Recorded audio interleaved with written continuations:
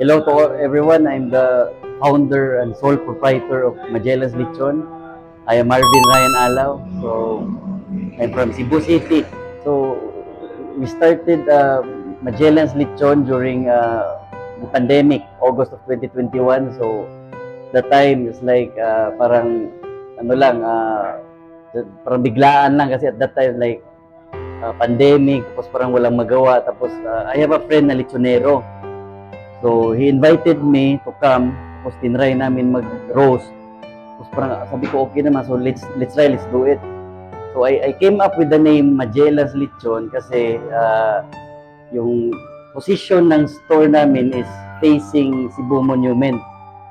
So, Lapu-Lapu, yung statue ng Lapu-Lapu na nakaharap sa store namin. So, I decided, sabi ko Magellan's Lechon. Also, Magellan, if you are looking at history, so from Cebu talaga, yung parang si Magellan brought religion, brought the food culture sa Cebu. He died there. And lechon is the world famous dish from Cebu. So pinag-isa namin in one trademark, Magellan's Lechon. So yeah, that's how we come up with the name Magellan's Lechon. Started during the pandemic. Actually ngayon, meron kaming branch sa Cebu City, yung main branch.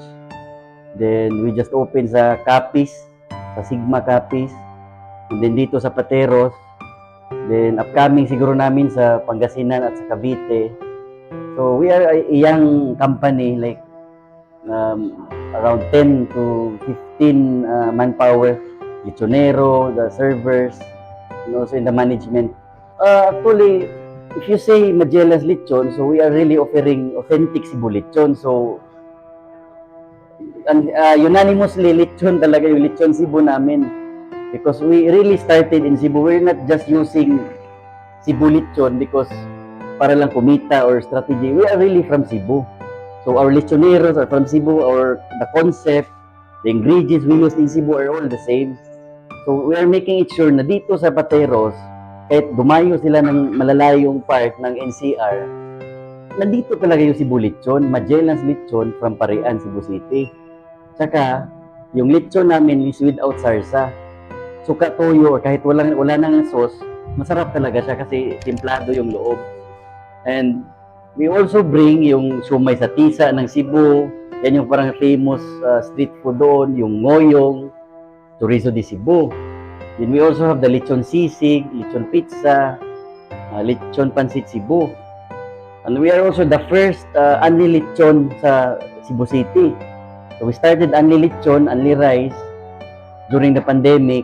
So we are the sole founder of unli lechon. Tapos ngayon, we are trying to serve Manileños, Metro Manila, yung unli lechon.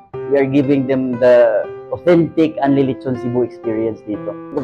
The moment I came to Metro Manila, I was looking for places na saan mag-put up. So, before kasi, I'm between West Rembo lang ako nakatira. So, lagi ako nadayo dito sa Patero. So, I'm looking at yung isang location na pwede kami magluto.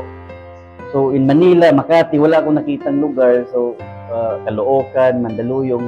So, nung nagpunta ako dito sa Pateros, so maganda yung pwesto at sabi ko, itong Pateros is something na medyo may history.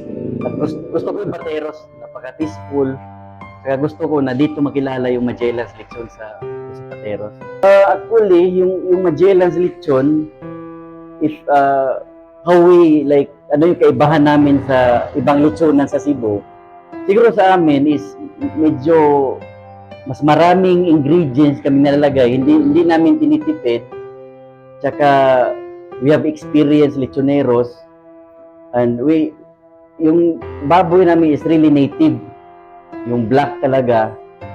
Tsaka we have the secret ingredients na yung parang sarap to the bones, hanggang buto talaga yung ano niya, yung lasa. To all the viewers of Travel Bite Reviews, sa lahat ng manonood nito, so Magellan's Lechon is nasa Metro Manila na. So lahat ng 17 cities and municipality dito, you don't have to buy from Cebu tapos i-shipment going to Manila. We are roasting here right here in Pateros. with all our crew, nandito sa lahat sa Manila. Same concept, same ingredients we use in Cebu. So, sinabi mo authentic Cebu lechon, ito talagang Magellan's. You can visit our branch in Cebu City. The same taste, same quality. And yeah, we cater whole lechon in different sizes. And yeah, yung per kilo namin at yung unli lechon. The reason why you have to visit us, kasi yung lechon talaga namin is masarap talaga. You really have to try it. Tapos yung unli lechon, never happened in Manila na nagkaroon ng unli lechon. We're really something unique. Because we have the lechon variants, yung mga street food ng Cebu, lahat nandito. So, yeah.